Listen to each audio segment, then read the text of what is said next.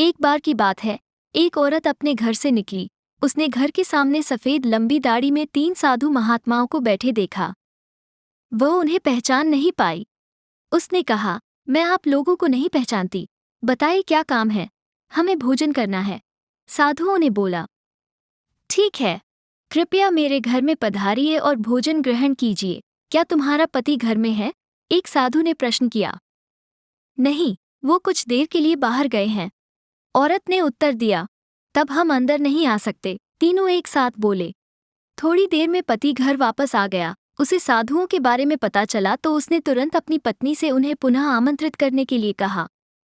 औरत ने ऐसा ही किया। वो साधुओं के समक्ष गई और बोली, जी, अब मेरे पति वापस आ गए हैं, कृपया आप लोग घर में प्रवेश करिए। हम किसी घर में एक साथ प्रवेश नहीं करते, साधुओं ने स्त्री को बताया। ऐसा क्यों है? औरत ने अचरज से पूछा। जवाब में मध्य में खड़े साधु ने बोला, पुत्री, मेरी दाईं तरफ खड़े साधु का नाम धन और बाईं तरफ खड़े साधु का नाम सफलता है और मेरा नाम प्रेम है। अब जाओ और अपने पति से विचार विमर्श करके बताओ कि तुम हम तीनों में से किसे बुलाना चाहती हो। औरत अंदर गई और अपने पति से सारी बात बता दी। पति बेहद खुश हो गया। वाह, आनंद आ गया, चलो जल्दी से धन को बुला लेते हैं। उसके आने से हमारा घर धन दौलत से भर जाएगा और फिर कभी पैसों की कमी नहीं होगी। औरत बोली, क्यों न हम सफलता को बुला लें, उसके आने से हम जो करेंगे वो सही होगा और हम देखते देखते धन दौलत के मालिक भी बन जाएंगे। हाँ, तुम्हारी बात भी सही है, पर इसमें मेहनत करनी पड़ेगी। मुझे तो लगता ही धन को ही बुला लेते हैं, पति बोला। थोड़ी देर उनकी बहस चलती रही पर वो किसी निश्चय पर नहीं पहुंच पाए और अंततः निश्चय किया कि वो साधुओं से ये कहेंगे कि धन और सफलता में जो आना चाहे आ जाए।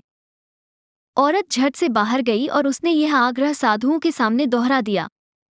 उसकी बात सुनकर साधुओं ने एक दूसरे की तरफ देखा और बिना कुछ कहे घर से दूर जाने लगे।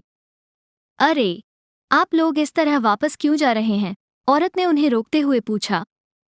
पुत्री, दरअसल हम तीनों साधु इसी तरह द्वार द्वार जाते हैं और हर घर में प्रवेश करने का प्रयास करते हैं। जो व्यक्ति लालच में आकर धन या सफलता को बुलाता है, हम वहां से लौट जाते हैं, और जो अपने घर में प्रेम का वास चाहता है उसके यहाँ बारी बारी से हम दोनों भी प्रवेश कर जाते हैं। इसलिए इतना याद रखना कि जहाँ प्रेम है वहाँ धन और सफलता की कमी नहीं होती। ऐसा कहते हुए धन और सफलता नामक साधुओं ने अपनी बात पूर्ण की। इस कहानी से हमें यही शिक्षा मिलती है कि यदि इंसान लालची न होकर निस्वार्थ भाव से दूसरों के हित और आनंद की कामना करता है तो निश्चित ही उसे जीवन की वास्तविक सुख की प्राप्ति होती है। सच्चा सुख आनंद में ही मिलता है। वो कहते हैं, ना आनंद का सुख तो उस झोपड़ी में मिल जाता है जहाँ लोग एक दूसरे के साथ प्रेम के साथ निवास करते हैं, और ऐसा सुख तो बड़े बड़े महलों के समान बंगलों में भी नहीं मिल पाता है, क्योंकि वह घर तो बड़ा हो जाता है लेकिन दिल छोटा होता है, जिस कारण से वहाँ प्रेम और आनंद का निवास नहीं होता है। तो आप सभी को ये कहानी कैसी लगी, कमेंट बॉक्स में ज़रूर बताएं और इस कहानी को लोगों के साथ शेयर भी ज़रूर करें।